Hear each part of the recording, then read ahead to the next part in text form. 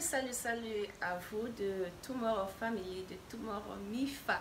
J'espère que vous vous portez très bien. Et aujourd'hui, c'est story time.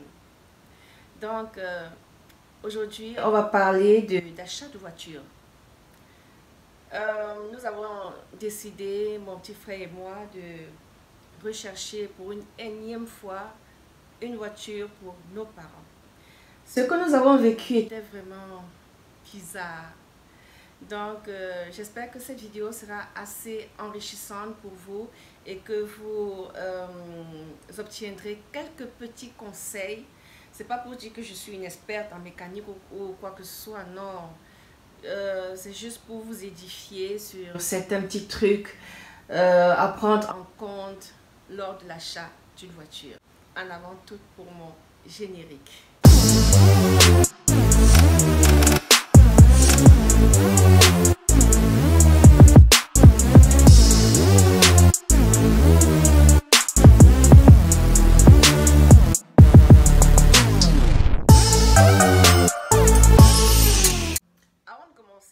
J'aimerais vous présenter un produit Highlight que vous pouvez trouver sur ma boutique en ligne ms-skyline.com.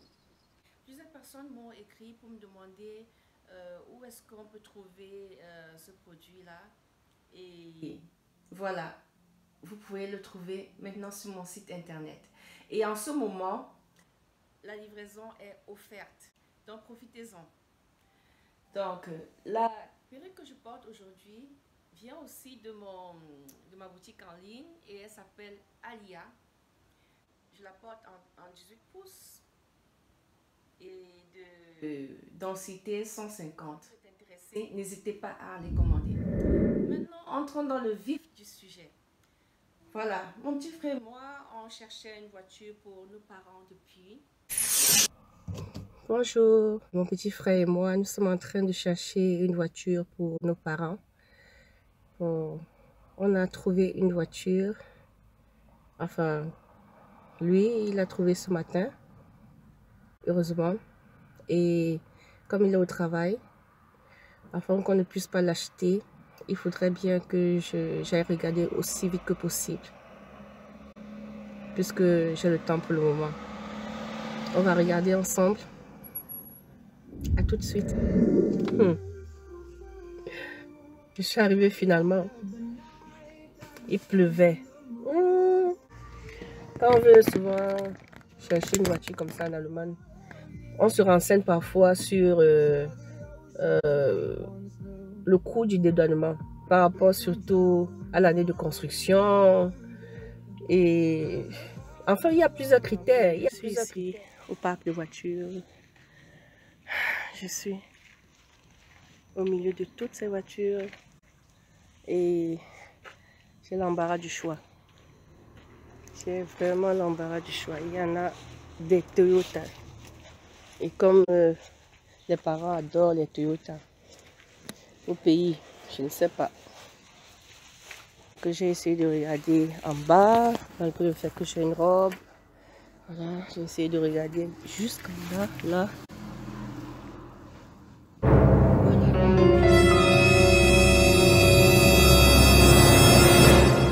La voiture est vraiment propre, je vais entrer. Je vais démarrer. Là, je suis dans la voiture en question. Ok. Feu de détresse. Bon. La climatisation donne.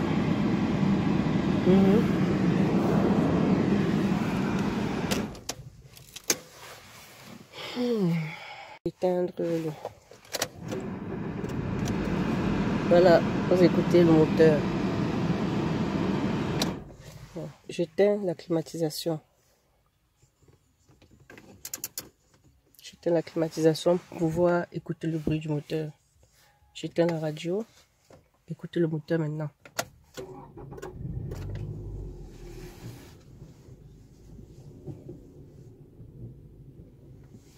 Je crois que j'ai dû lancer.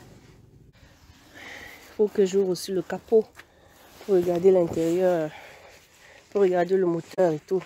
Ce qui est très important à vérifier, c'est le moteur. il faut éteindre tout, la climatisation, s'il y a la climatisation, éteindre la radio pour essayer d'écouter le bruit du moteur. Il n'y a pas de roue. La voiture est propre. Année 2000. Non, non, je ne dirais pas. Bon, ça c'est pour protéger. Hein. Ça, ici. On regarde les outils. Je ne suis pas une experte en mécanique, mais quand même, lorsque vous voulez tester si un moteur est bon, j'ai ma petite idée. Donc, il suffit juste d'éteindre tout, la radio, la climatisation s'il y en a, et lancer. La voiture doit démarrer du premier coup. Démarrer du premier coup, le bruit doit être vraiment fluide, sans vibration, sans secousse. Lorsque c'est comme ça, ça donne un petit aperçu positif. Mais ça ne voudrait pas dire que tout est au top. Pour exercer une pression croissante sur l'accélérateur et toujours écouter le bruit du moteur. Vous pouvez aussi sortir, regarder un peu le tuyau d'échappement. Si de la fumée noire sort du tuyau d'échappement, c'est que c'est pas bon signe. Le monsieur me dit qu'il y a des possibilités de mettre des cadenas comme ça pour empêcher le vol des roues. Bon, voilà la voiture. Avant de lancer le moteur, vous pouvez aller de l'autre côté, ouvrir le capot, parfois envoyer la main. Là, quand le moteur est à l'arrêt, envoyer la main, essayer de ressentir est-ce qu'il n'y a pas fuite, regarder en bas. Bon, ça peut aussi être que le revendeur vient de déplacer la voiture. Bon, le bruit du moteur est bon, c'est essentiel.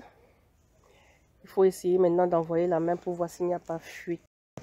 Ce sont des petites astuces comme ça qui me permettent de tester, de connaître, qui me permettent de tester à peu près le moteur qui est vraiment la base d'une voiture. Parce que quand le moteur est foutu, ça ne vaut pas la peine. Mieux vaut tourner le dos et partir et ne pas acheter ce genre de voiture. Donc il y a encore quoi? Voilà à peu près. Comme je disais tout à l'heure, je ne sais même pas où poser ça pour vraiment... Je suis en train de regarder le capot là.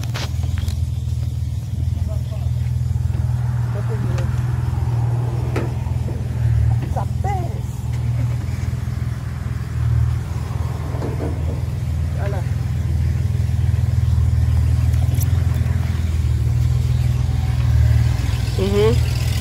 Comme vous pouvez le constater, c'est vraiment très propre.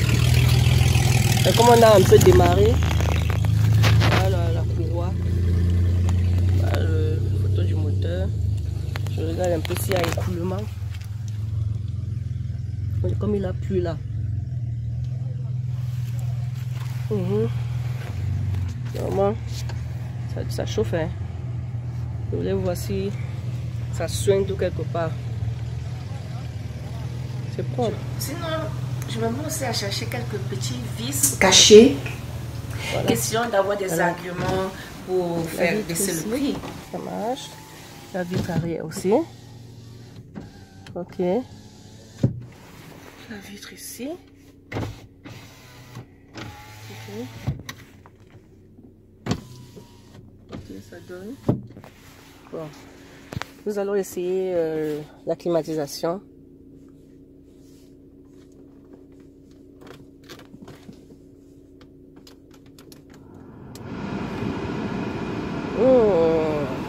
Bon Dieu.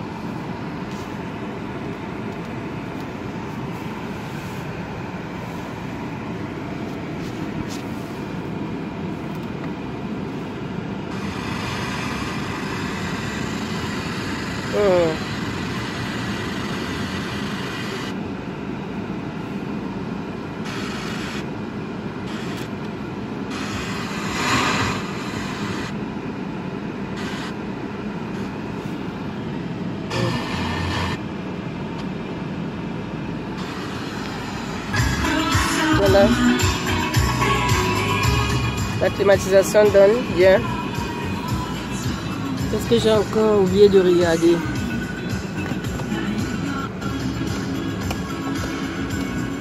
Ah, ça c'est pour le truc. Ok.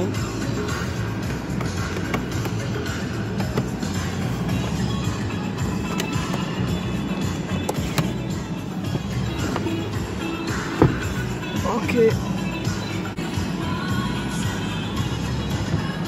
Les essuie-glaces. Voilà. Qu'est-ce que j'ai encore oublié de regarder? Qu'est-ce que j'ai oublié de regarder?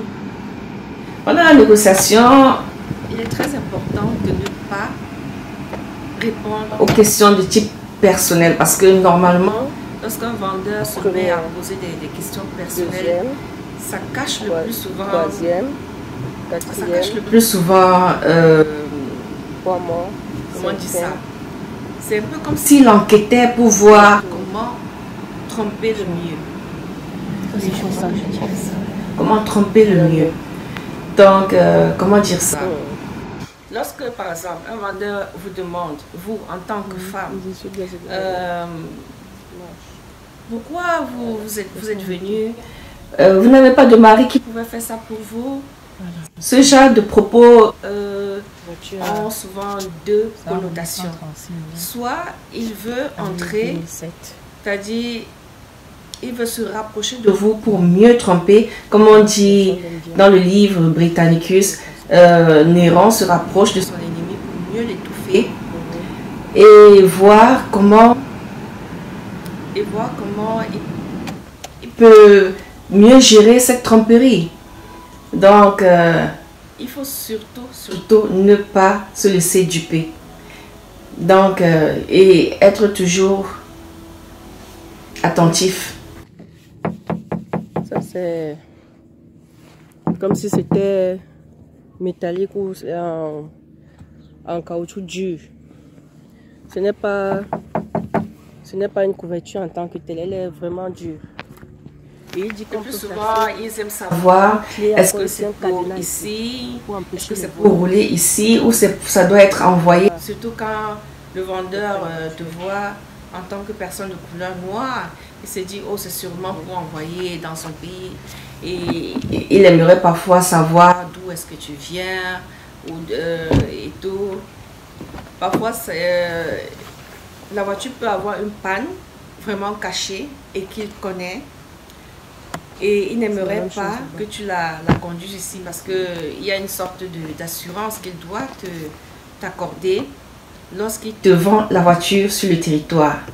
Si après, je crois, quelque chose comme, si dans l'espace, si dans l'intervalle de 6 mois, tu constates une panne et que tu es capable de prouver qu'il t'a vendu cette voiture avec cette panne-là, tu as le droit de lui demander réparation. Donc, pour éviter parfois ce genre de problème, il se dit, oh, lorsqu'il te voit comme ça, toi, femme, en plus noire, une croix très facile. Elle peut ne pas connaître, il faut poser des questions. Parfois, c'est comme ça après, il n'y a pas le bouchon. Mais non, il y a le bouchon, il y a le... J'ai ouvert le moteur, j'ai ouvert le capot. Maintenant, je vais essayer de fermer ça. Ça pèse, hein?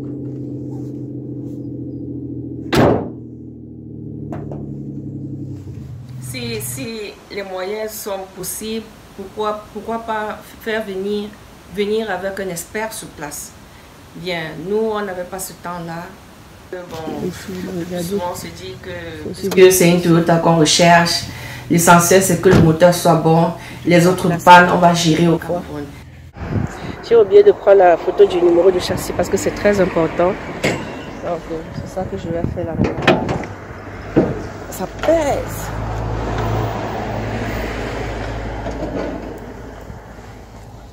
Le numéro de châssis, c'est souvent quelque part ici. Pendant la négociation, il s'est rendu compte que la voiture était justement pour un de mes proches, donc pas pour moi personnellement. Directement, il a sauté sur l'occasion pour me proposer un prix vraiment alléchant. Il m'a dit, voilà, je vois que vous voulez sûrement transporter cette voiture. Je vais vous faire un prix qui comprend le prix de vente et le transport. Vraiment, le prix était magnifique. J'ai appelé mon frère, je lui en ai parlé. Il m'a dit, vraiment, une proposition pareille, on ne trouverait pas ça ailleurs.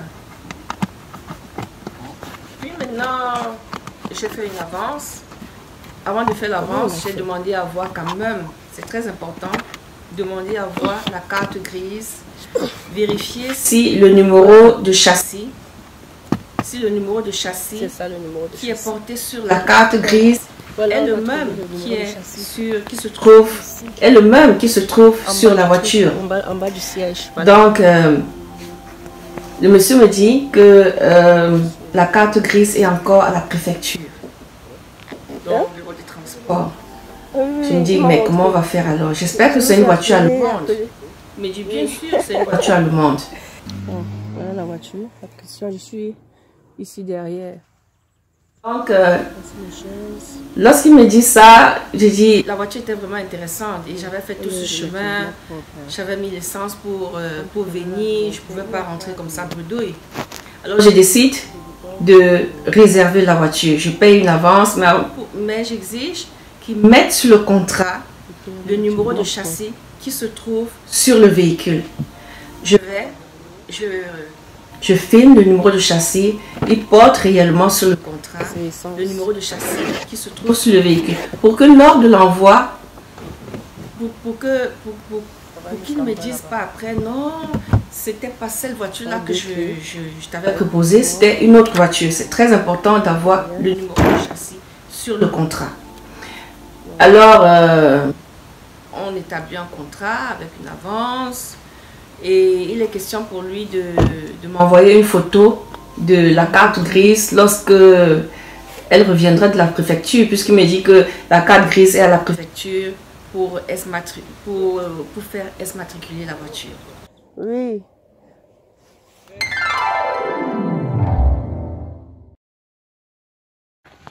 Voilà. Voilà déjà la voiture qui est réservée. Bon. Je viens de terminer. Vous voyez à peu près comment vous avez vu à peu près comment on achète la voiture ici en Allemagne. Je suis arrivée ici autour de 12 h. Hein. Maintenant il est 15h30. Je vais arriver à Francfort autour de 16h30. Ça met vraiment long. Ça met vraiment long. Il faut tout regarder, il faut veiller à ce que tout soit bien vérifié. Et voilà quoi. Oh, aïe, aïe, toute une journée comme ça. Et là maintenant je suis sur la route en train de rentrer. J'ai eu un coup, hein. Le truc s'est cassé. Là où je suis en train de... Là où je place mon portable, ça s'est cassé. Ah, c'est pas grave. Mais en rentrant à la maison, j'avais quand même des doutes. Doutes qui se sont confirmés parce que au moment où je demande maintenant la carte grise, il est là, il me tourne, oui, je vais vous l'envoyer, mais s'il te plaît, envoie-moi ta photo à toi. Directement, j'ai dit, mais ça, c'est pas possible. J'ai l'impression qu'il y a quelque chose de très mauvais qui s'annonce.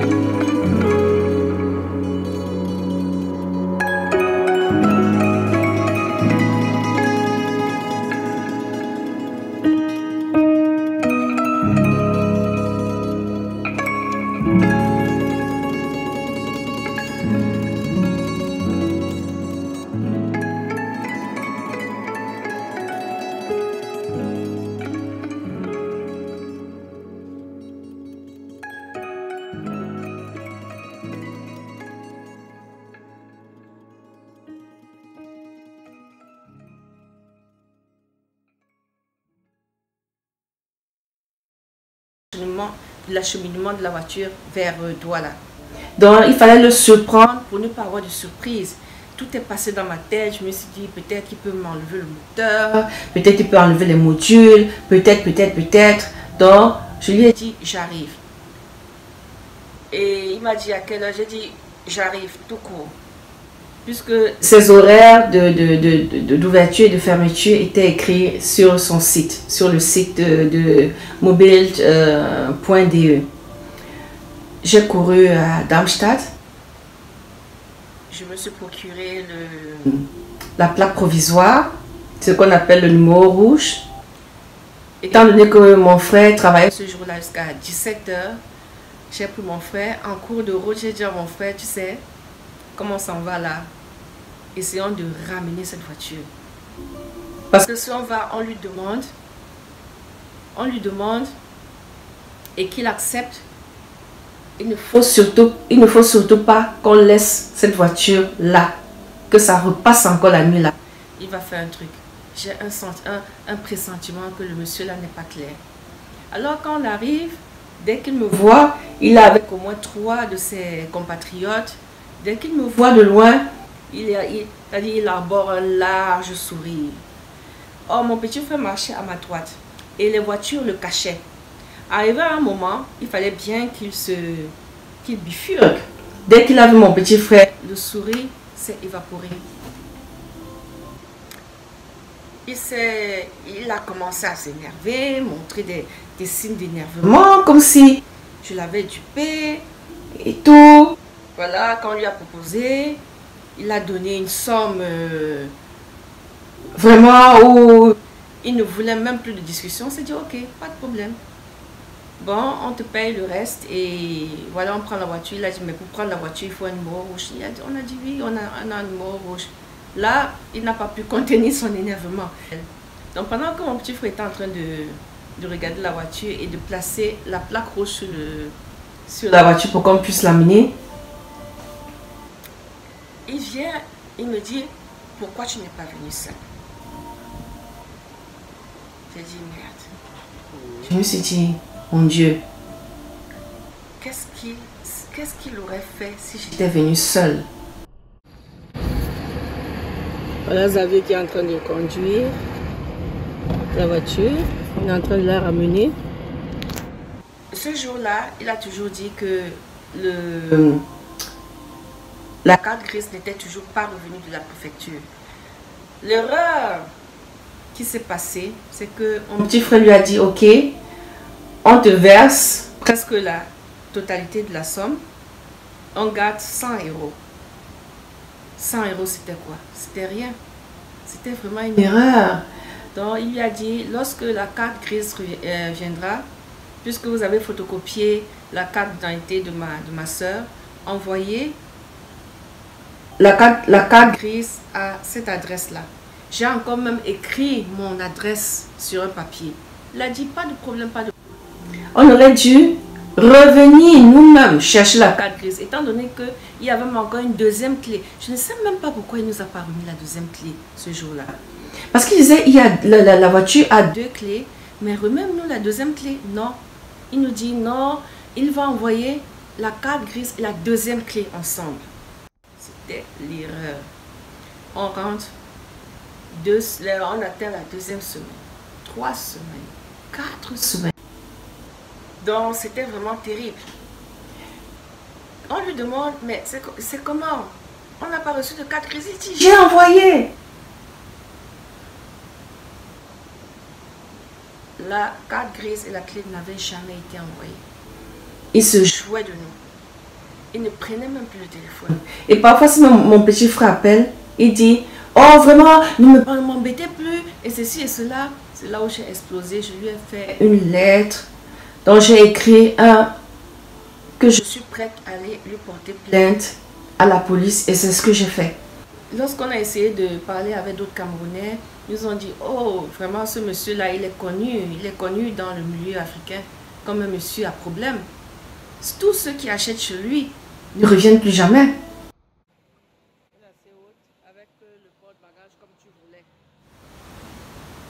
Je suis passée à l'action. Mon petit frère et moi, on est partis à la police. C'est quand on a parlé de police qu'il appelle maintenant mon petit frère pour dire oui, il a une carte grise là et tout. Et qu'il a commandé une nouvelle carte grise. Il a commandé une nouvelle carte grise. Et lorsqu'on décide d'aller maintenant sur les lieux, tous les deux, quand on arrive, il fait genre, il est en train de travailler, il n'a pas d'avoir notre temps, on reste là, c'est comme si on était du vent. C'était vraiment terrible. C'était vraiment terrible. Quand il finit d'écrire tout son tralala qu'il écrit, il se tourne, il prend une enveloppe, il sort la carte grise comme ça et il tend à mon petit frère. Quand il tend à mon petit frère, pendant que mon petit frère est en train de lire comme ça, j'attendais seulement que ça tombe dans mes mains. Quand c'est tombé dans mes mains et que j'ai senti que vraiment c'est l'original, j'ai comparé le numéro de châssis qui était écrit sur le contrat, le numéro de châssis qui était écrit. Ça, même le truc que j'ai trouvé que au loin. Vraiment. Ok, c'est la voiture. Ce qui était bien là-dedans, c'est qu'on avait déjà la voiture en main. Mais sans la carte grise. Il nous gueulait parfois au téléphone que oui, si vous voulez envoyer, vous pouvez envoyer ça, même sans la carte grise. La voiture c'est propre. Hein. C'est maintenant que je la vois même. Que c'est possible d'envoyer sans la carte grise. C'est possible, mais avec trop de péripéties. Cana. Vraiment.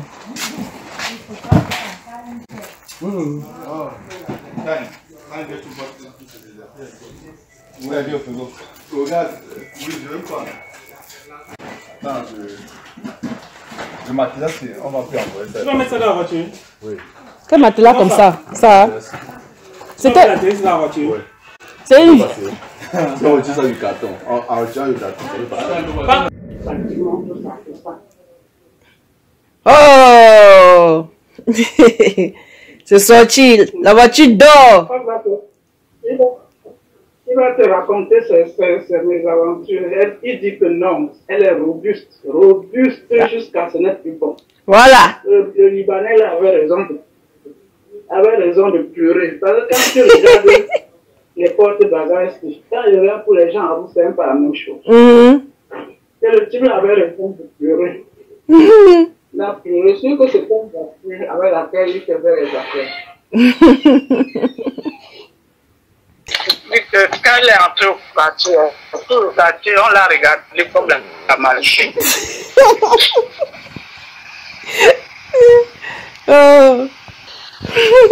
L'Africain aussi, on l'a eu.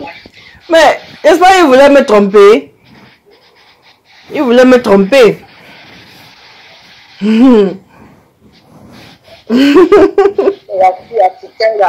Il a voulu me tromper. Ah, il m'a dit que tu es trop sage. Oh. Oh là, c'était notre monde. Hein. C'était notre monde. Au Congo, il n'y a que des cylindrés. Des cylindrés. Des Pajero, des A4, ou genre des doubles cabines, des pick-up.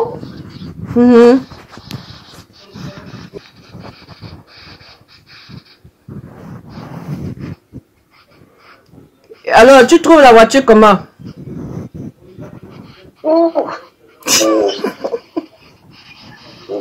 C'est grande, hein?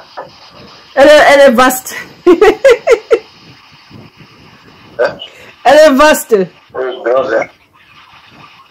Et quand j'ai essayé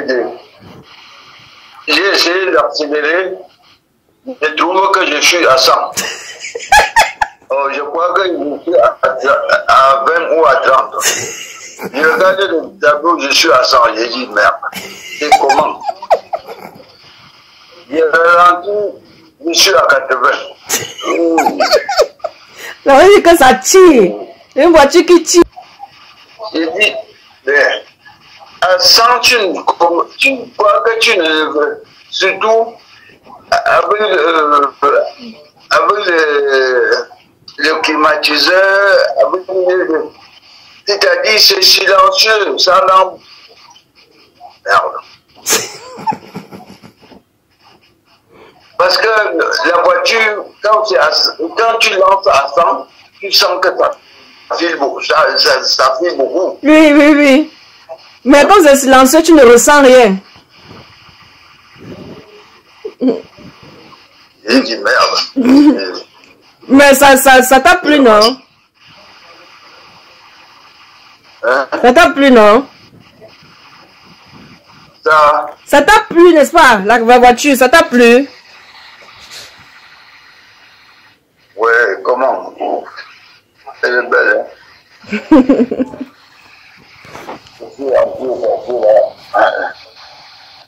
Peut-être on le veut, où les gens connaissent que c'est moi, tout le monde a regardé.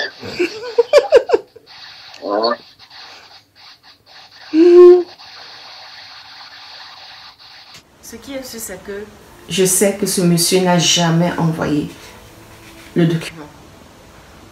Ce qui est sûr, et après il dit, voilà, vous avez la carte grise, remettez-moi le reste d'argent. 100 €. Il a dit, monsieur, remettez-moi la clé. Ce que vous faites là, ça c'est de la méchanceté gratuite. Vous n'avez jamais envoyé quoi que ce soit. Vous nous faites venir et revenir. Vous nous traitez comme si on était des choses, ce qui ne se fait pas. Je ne vous remets rien. Vous n'avez qu'à aller au diable. Et je suis sortie de là. Comme je suis sortie, mon petit frère emboîtait le pas, on est parti. Quand on était en train de partir, mon petit frère me dit, pardon, non seulement vite, il peut sortir avec l'arme. Il peut sortir avec l'arme. On a démarré, à l'époque, on est rentré. Donc, c'est comme ça que les parents ont reçu la voiture, finalement. Il taire sa nationalité pour éviter des polémiques. Parce que c'est pas tout le monde venant d'une même zone, d'un même pays qui se comporte de la sorte. La leçon que j'ai tirée de là, c'est que ce que j'entends souvent dans les radios, télévisions, que quand une femme va seule pour négocier une marchandise ou pour aller chercher sa maison à louer et là-bas et qu'elle n'en revient plus, j'ai pensé à tout ça. J'ai pensé à tout ça parce que lorsqu'il me dit pourquoi tu n'es pas venu seul et que lorsque j'arrive, il aborde un large sourire avec au moins 3 de ses compatriotes. Jusqu'aujourd'hui, je me demande qu'est-ce qu'il voulait faire. Mais tout est bien qui finit bien, on s'en fout. On a eu ce qu'on voulait. J'ai laissé la plainte couler jusqu'au moment où le procureur a écrit oui, vous avez récupéré comment on dit, la carte grise, la clé. Je n'ai même pas voulu continuer à lire la lettre. Nos parents ont reçu la voiture et c'est tout ce qui compte. Je ne voulais même pas lire la lettre jusqu'à la fin. Ce qui était important, c'est que les parents ont eu la voiture en bon état et c'était l'essentiel. Les parents étaient contents et